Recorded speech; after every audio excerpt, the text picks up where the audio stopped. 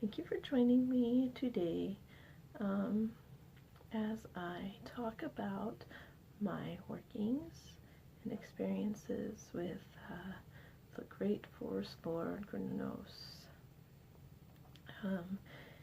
Cernunnos is the god of my choice, and I am very, very happy to have him in my life. He is very fun and very easy to work with as long as you respect nature. He really likes to sprinkle his signs all over the place where he's, had his little hand in little works and things that I've been looking for. He really knows how to show that he's helped out.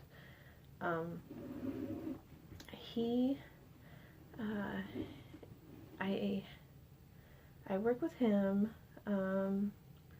mainly with prosperity work and work that benefits my home, or like in the case of when I was looking for a house to buy, I asked him for help so that we could find a really nice place that was perfectly suited for us.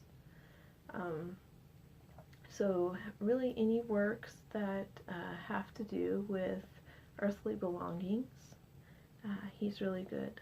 He's really, really good for that. He is extremely beneficial in those works. It's like kind of redundant, I know. Like I said, he's very fun. Like he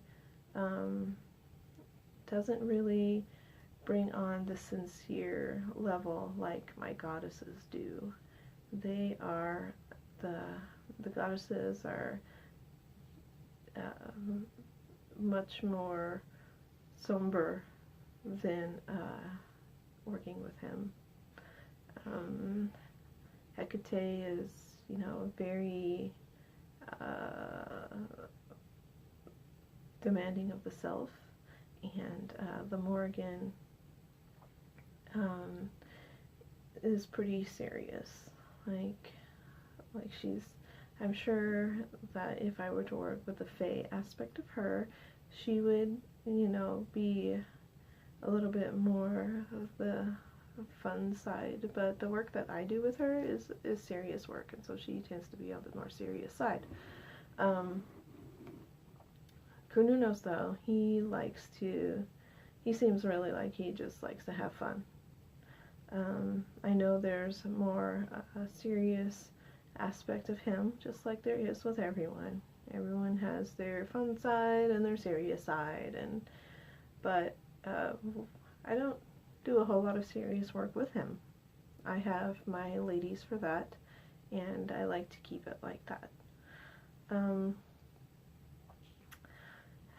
Whenever I honor Cernunnos and thank him for his handiwork in my works, he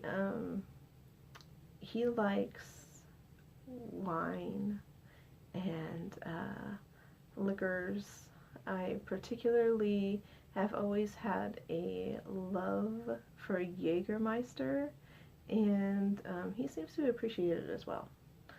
I don't know if it's the deer on the front of the bottle, or that it's called the Hunter's Elixir, or whether it's so dark and earthy itself, but he seems to be pretty fond of that, and so I offer that to him quite a bit. I actually have like a small bottle that I keep on his altar with him, and that's his. I don't touch that. I also have a Jägermeister flask that I keep filled with holy water, might sound strange to you, but I don't know why I made that choice. It seemed like he called upon that to happen, and so I made it happen, and that's that. It sits on his altar all the time as well. So I always offer him wine. Well, I offer them all wine, but he seems to really particularly enjoy wine and liquors a lot. If I am making a meal from meats that have come from a hunt, I specifically give him some as well.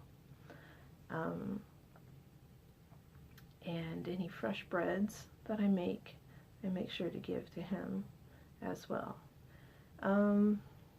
I also adorn his altar with acorns, and I have a special knife dedicated to him as well.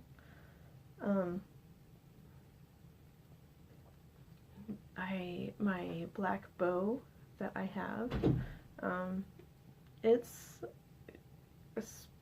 especially for him, in honor of him.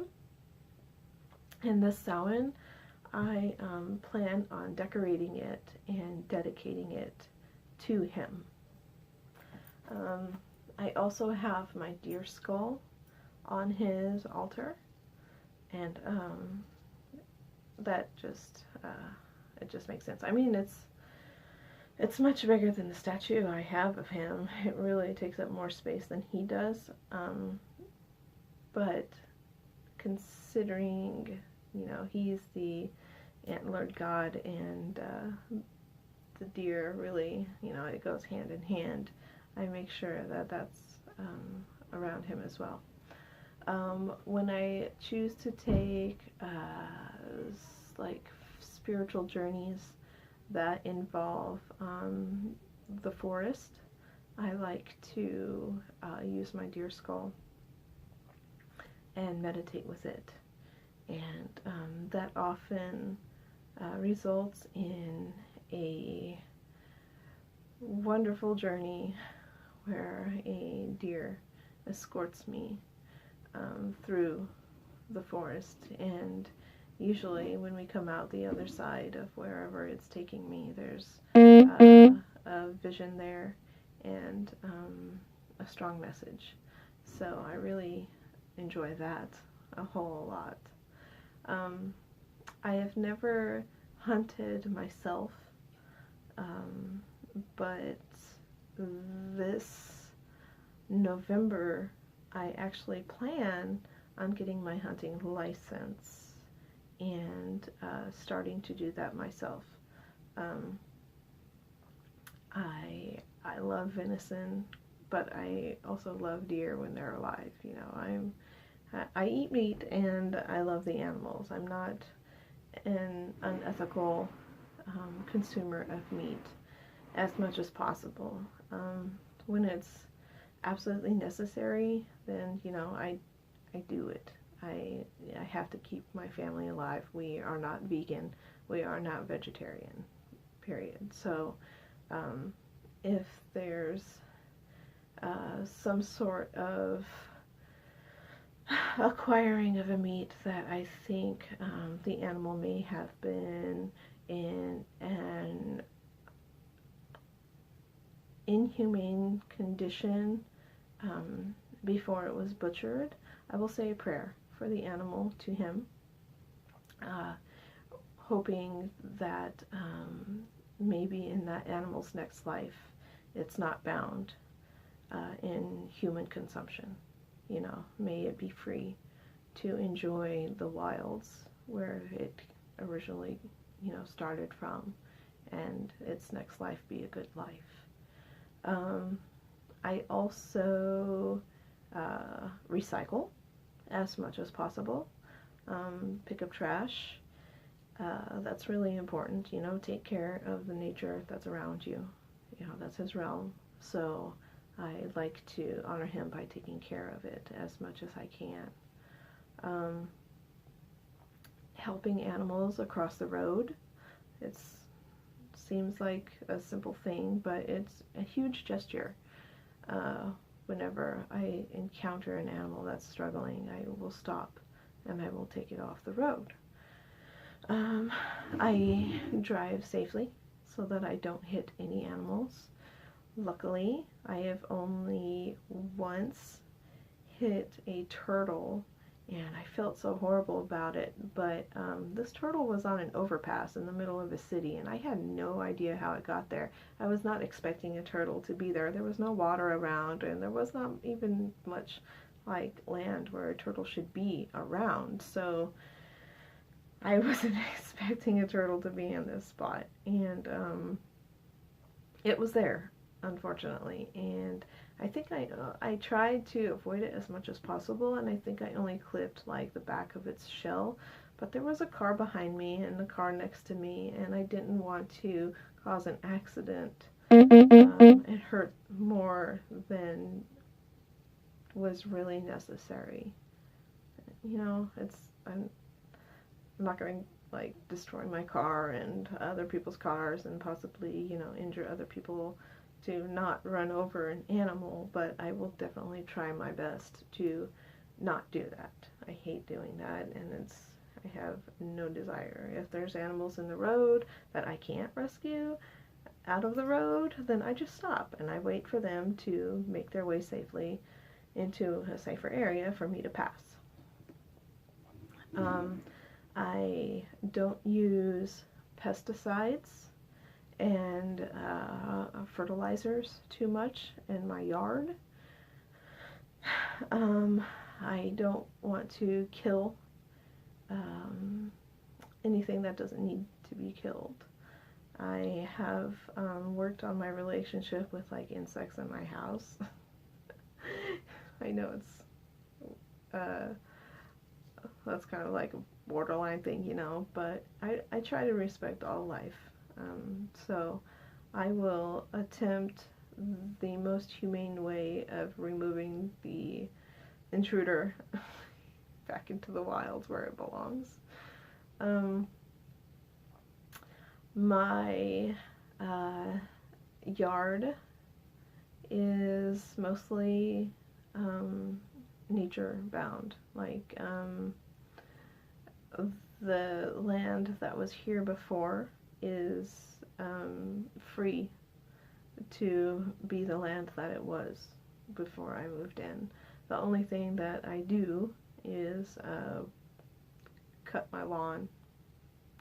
I don't put anything there that wasn't there before, and I don't you know, spray a whole bunch of chemicals on it, because that's just really toxic to the land and to the animals. My yard is also a sanctuary for animals. Before I moved in, I had several people say, hey, you know, you could probably take one of those deer out from your deck with a bow. You know, you wouldn't even have to go out in the forest and hunt, but that's not what is happening here. I put my foot down there and I said, no, this property is a sanctuary for those animals. There are no animals going to be harmed on this property. You know, they are welcome to be here and feel safe here. And so, if there's any hunting going on, it's definitely not going to be on my property. It will be in the forest where I have to work for it and be one with my surroundings. It's not going to be an easy kill area, that's for damn sure. I feed the deer. I don't really like intentionally go out and buy them food. I do buy salt and mineral blocks for them to enjoy, and they do enjoy it. I have quite a few deer now who love to come by and lick it, and you know, they really, really like that, which is really awesome, and it invites deer onto the property, which is cool.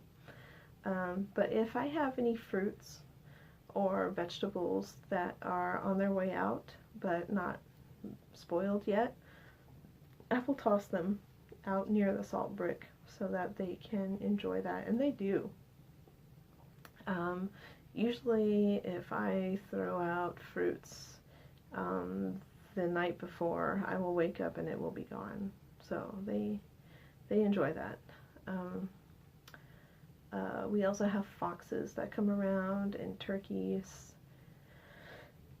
And I have several bird feeders. So I make sure to supply the animals in my property with food. I like doing that. It's my way of giving back as much as I possibly can.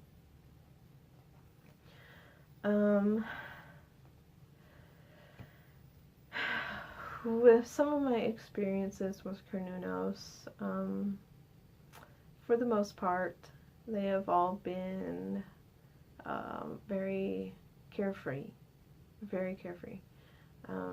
There was only one time where he came to me in a kind of a somber fashion, and he gave me a warning about the condition of my mother's health, which it came to pass.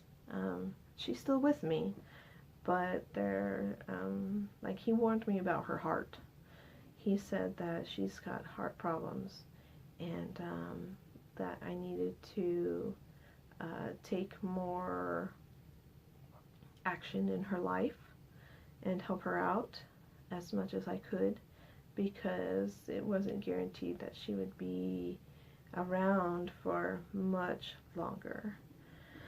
And shortly after he told me that, she called me and she told me that she had problems with her heart valves.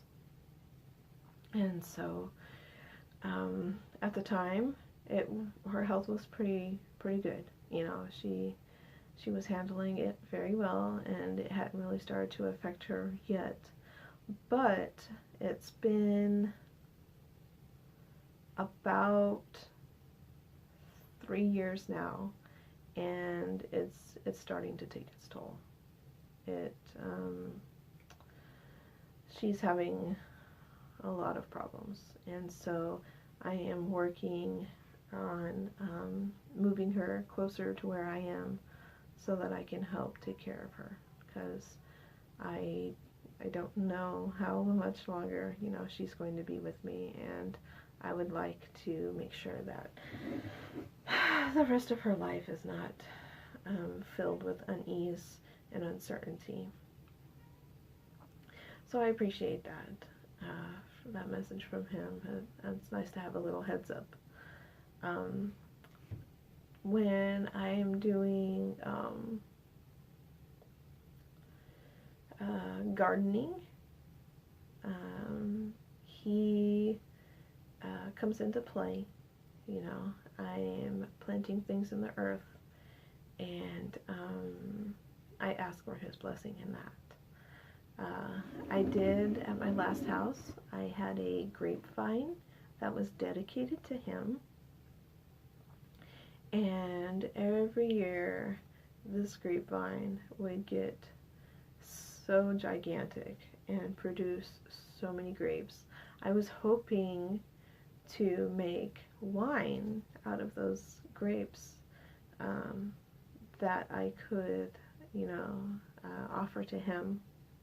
But we moved here before the grapes were ready, and so I had a neighbor who really I couldn't bring it with us because the move was a very long move, and I wasn't sure that it would survive the move or be able to survive the amount of time it took before we actually got into our new house and got situated and all that. So I had a neighbor lady who really wanted it, and I gave it to her. I would rather see it, you know, be transferred somewhere else where somebody else can love it as much as I did.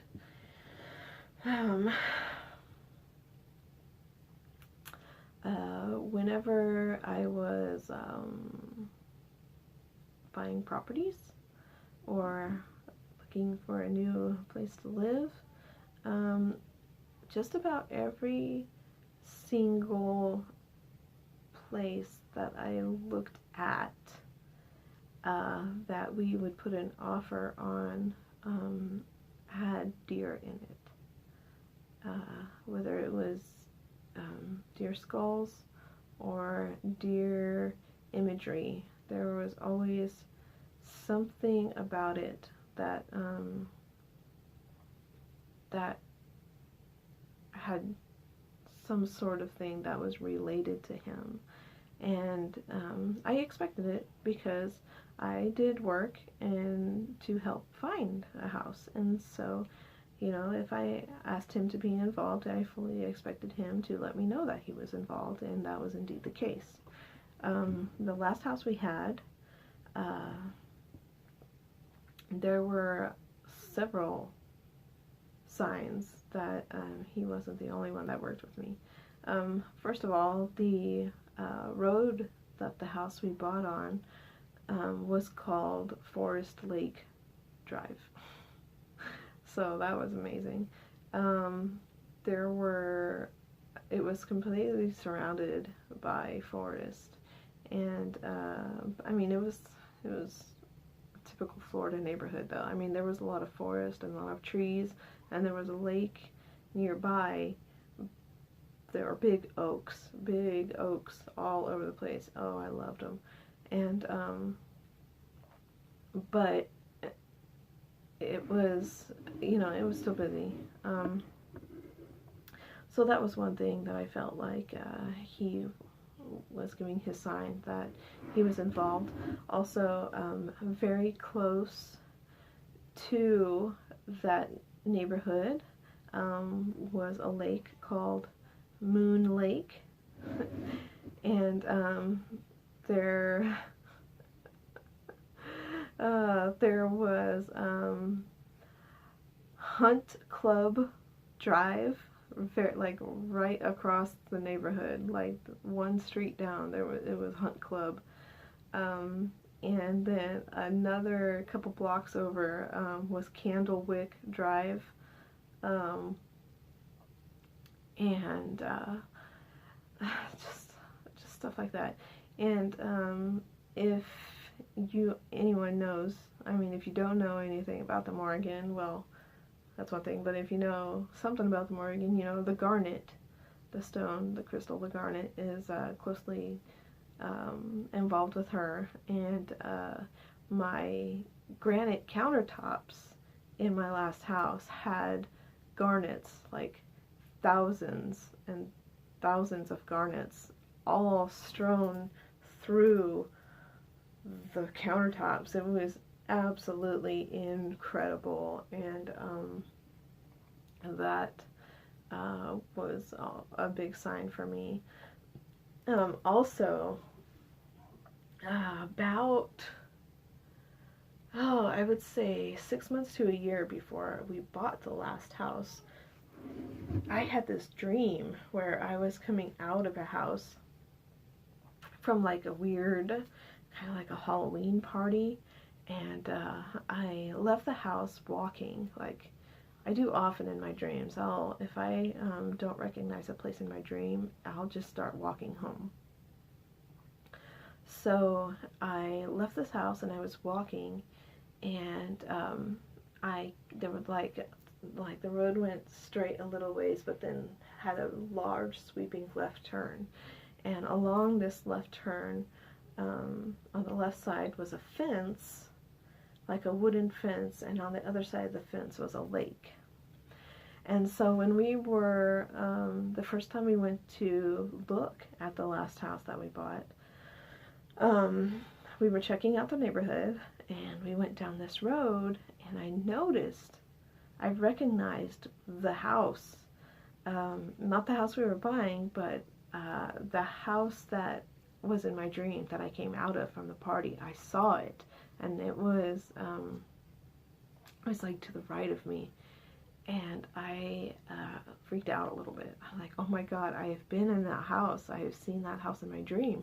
And my husband and my son and one of our friends was in the car at the time, and I was like, we're going to come up this road a little ways, and there's going to be a left turn and a fence and a lake, and sure enough, boom, there was. So I thought that was an interesting sign. I mean, even though the house that was in my dream, it like nobody even lived there. It had been abandoned, and I think it was maybe someone had died there, or the property had been foreclosed on, but nobody was living there. It was for sale, but I think there was like some roof damage, and it really needed to be worked on. So that was not a house that we bought. But the house that we did buy was right around the bend from, you know, that sweeping left turn. It was right there. So I thought that was an interesting vision, you know, that came true, because I have a lot of those that do. A lot of dreams, a lot of things in my dreams come to pass. When we decided that we were going to move to where we are now, I asked for his help again. You know, I don't want to be seem like greedy or ungrateful that, you know, he had helped me get another house before, but we needed really badly to be close to family. And the hurricanes that hit Florida last year, they really scared us, and we had to evacuate from one of them, and it was probably one of the most terrifying things that I've ever been through in my life. And so we felt like, you know, this is the time for us to go. We have no family here. We really need to have some family around, and so we are going to find a house closer to family. And so when we started looking, my husband came to Minnesota, where I live now, and where his family lives, where he's from. And he brought my son up here with him. It was like spring break, and he wanted to give me a little time off alone by myself, so I can, you know, just relax and not be a mom for a while. So he came up here and he looked for houses. There were a few items on the list that were needs. Like, I needed to have a nice kitchen because I really like to cook. And I need counter space, and I need cabinet space. I have a lot of cooking stuff, and I needed places to put it, you know. Also, I needed a place that was surrounded by nature. Being in the hustle and bustle of Florida life for the past 17 years, I was kind of tired of being around people all the time. The traffic was terrible, and like, out every window of my house there were houses and people and houses and people and houses and people. Like, it really got old, and I was ready to be just surrounded by trees. And so I requested that we find a house that you could not see another house from. So that was kind of stringent. You know, that kind of house doesn't come easily. Being where we were looking, it was a little bit easier, but not as easy as it seems like it would be. And he needed a garage. He's a man. He wants a garage. He wants to do things in his garage. So those were our needs. And it had to be near good schools. You know, we like to make sure our children are getting not just a proper education, considering, you know, a lot of the schools have really all the same work, the core education, you know. But the teachers really make a difference, and a larger population seems to me, out of the experience, to make it a little harder to give your students the attention and one-on-one teacher time that they really need, and so we were looking for that as well. When he came up here, he had a few houses lined up to look at, and all of them fell through. Like, there were a lot that we were interested in, but they didn't quite meet our list of standards, and it just kind of, you know, didn't work out, and he was a little disheartened. He didn't want to leave without finding a house, and so I told him that I would look around, and I found this place where we are now. It was not listed on a lot of the housing, the realty websites. I found it through Craigslist, I think, at first. And he set up an appointment to come look at it. And when he got here, there were deer in the yard. And there were deer trails going all through the yard. But there were like 3 deer trails coming from the forest, because there was still snow on the ground. There were 3 deer trails coming through the forest, like right up to the deck. So I was like, that one, that's the one. And sure enough, it met all of our needs. It has an amazing kitchen. It has a huge garage. It is completely surrounded by forest on all 4 sides.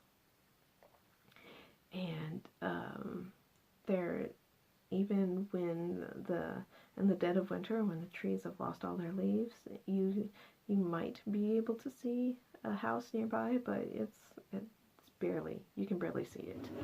On top of that, there were rugs all over the place that had deer on them, and forest, like leaves and foresty scenes. And so I said, that's the one we need to get, and that's the one we got. The schools around here are amazing, and it just met all of our points. And so I really feel like Cernunnos had his hand in that too. And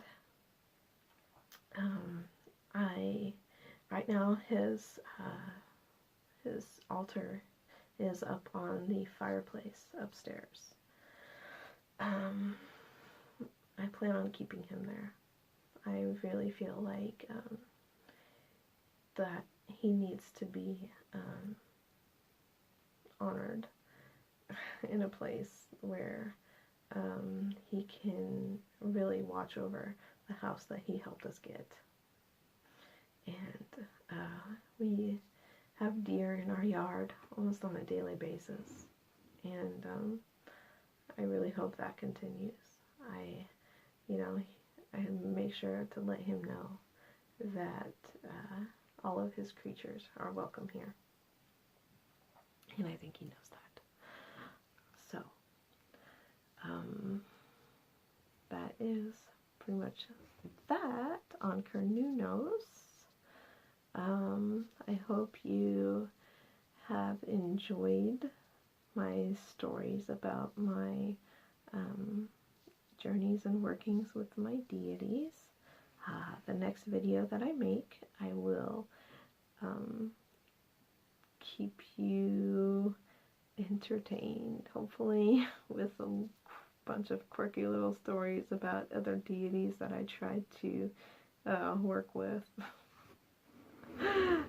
Some of them are good, and some of them are like, that didn't work out. You know, we didn't really blend very well. I will also tell you about another goddess that I am hoping to pick up in bulk. I plan on doing some things next year once winter is over and the spring has begun. I plan on picking up a couple of hobbies where she will be most needed and welcomed. So, thank you all again for joining me, and I will see you all in the next video. Have a nice evening.